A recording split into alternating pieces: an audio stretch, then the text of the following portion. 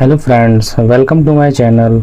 इस वीडियो में मैं आप सभी को VLOOKUP फंक्शन के बारे में बताने वाला हूं। VLOOKUP फंक्शन के सीरीज़ का ये पार्ट 4 है, जिसमें आपको इफ़ एरर फंक्शन के बारे में बताया जाएगा।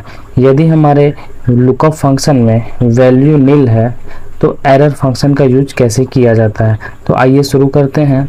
यहाँ पे आप देख सकते हैं मैंने एक रिकॉर्ड बना रखा है, जिस रिकॉर्ड में एम्प्लॉय की आईडी, नेम, डिपार्टमेंट, सैलरी और उनका शिफ्ट है।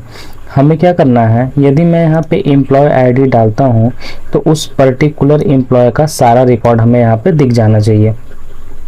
ये तो हमने पहले वीडियो में ही बता रखा है, लेकिन इस वीडियो का मेन पर्पज़ ये है, जैसे मान लीजिए यहाँ पे रिकॉर्ड हमारे पास टोटली 110 आईडी तक है, और यदि मैंने यहाँ पे आईडी लिखा 115 मतलब 115 लिखा, तो वो रिकॉर्ड तो हमारे इस टेबल में है ही नहीं, तो यहाँ पे क्या शो होगा। उसी के लिए इफ़ एरर फंक्शन का यूज किया जाता है। तो चलिए शुरू करते हैं। जैसे मैंने यहाँ पे फंक्शन लगा लिया। फंक्शन लगाने से पहले आपको क्या करना होगा, ये जो आपका टेबल है इसको सेलेक्ट करके इसका रेंज का एक नाम दे देते हैं। तो चलेंगे यहाँ पे फॉर्मूला में, यहाँ पे एक ऑप्शन आएगा नेम मैनेजर का, और यहाँ पे देखिए न्यू पे क्लिक करेंगे और यहाँ पे एक नाम दे सकते हैं। तो मैंने एक नाम दे दिया यहाँ पे न्यू टी के नाम से, न्यू टी के नाम से एक नाम देके ओके कर देंगे इसको। उसके बाद आपको क्या करना होगा, जाना होगा नेम में इक्वल टू VLOOKUP का फंक्शन लगाना है। VLOOKUP का फंक्शन लुकअप वैल्यू, मतलब कि आप किस बेस पे रिजल्ट देखना चाहते हैं। तो मैंने बोला जब मैं यहाँ पे आईडी लिखूं तो सारा रिकॉर्ड दिख जाए, तो आईडी लुकअप वैल्यू में होगी, कॉमा टेबल एरे, मतलब इस पूरे टेबल को सेलेक्ट करना है। तो इसके लिए मैंने एक नाम बना रखा है जिसका नाम है न्यू टी। तो आप यहाँ पे न्यू टी लिखेंगे तो ये टेबल देखिए ऑटोमेटिक पूरा आपका सेलेक्ट हो गया। फिर यहाँ पे कॉमा लगाएंगे, फिर यहाँ पे कॉलम इंडेक्स नंबर, मतलब कि नेम वाला फील्ड किस कॉलम पे है। देखिए आईडी पहले पे है तो नेम दूसरे वाले पे है, तो हम यहाँ पे बताएंगे कि दूसरे नंबर का रिकॉर्ड चाहिए। कॉमा 0 लगा देते हैं, एग्जैक्ट मैच, मतलब कि अगर मैं 101 लिखूँ तो यहाँ पे एग्जैक्ट वो मैच करे, इसके लिए 0 लगाया जाता है। फिर इसको ब्रैकेट को बंद करके एंटर कर देंगे। अब हम इसको ट्राई करते हैं ये क्या सही है क्या। मैंने यहाँ पे कोई भी एक आईडी लिख ली, जैसे 101, एंटर कर दिया, तो आप देख सकते हैं यहाँ पे 101 का रिकॉर्ड यहाँ पे दिख रहा है आपको।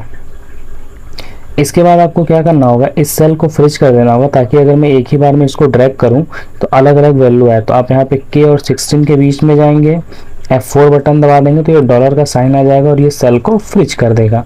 अब इसके बाद आपको एक दूसरा फंक्शन लगा लेना है, इक्वल टू, यहाँ पे कॉलम्स का एक फंक्शन लगाना है आपको। कॉलम्स का फंक्शन एरे, एरे में आपने ये दोनों कॉलम को सेलेक्ट कर लेना है, ब्रैकेट को बंद करके एंटर प्रेस कर देना है। फिर आपको यहाँ पे क्या करना है, इस सेल को फ्रीज करना है, तो K15 पे जाना है, F4 बटन दबा के एंटर कर देना है, ताकि ये वाला सेल भी फ्रीज हो जाए। जब मैं इसको ड्रैग करूँगा, देखिए इसकी अलग अलग वैल्यू आ रही है, इसका मतलब ये सही से अब काम करने वाला है। फिर आपको क्या करना है, यहाँ पे डबल क्लिक करेंगे, इस वाले फंक्शन को सेलेक्ट कर लेना है, Ctrl+C से कॉपी कर लेना है आपको। कॉपी करने के बाद नेम वाले कॉलम पे जाना है, और देखिए यहाँ पे ये जो 2 वाला है कॉलम इंडेक्स नंबर, आप इसको सेलेक्ट करेंगे और Ctrl+V कर देंगे। यहाँ पे Ctrl+V करके एंटर प्रेस कर देंगे, तो यहाँ पे जो मैंने कॉलम्स का फंक्शन लगाया था वो यहाँ पे फिक्स हो गया।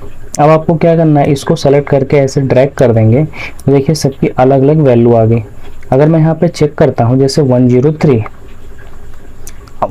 लेके एंटर करेंगे तो आप देख सकते हैं यहाँ पे 103 का रिकॉर्ड आ चुका है। आगे बढ़ते हैं, हम इफ़ एरर फंक्शन का यूज करेंगे। इफ़ एरर फंक्शन का यूज तब किया जाता है जब यहाँ पे, जैसे मान लीजिए मैंने कोई गलत रिकॉर्ड भरा।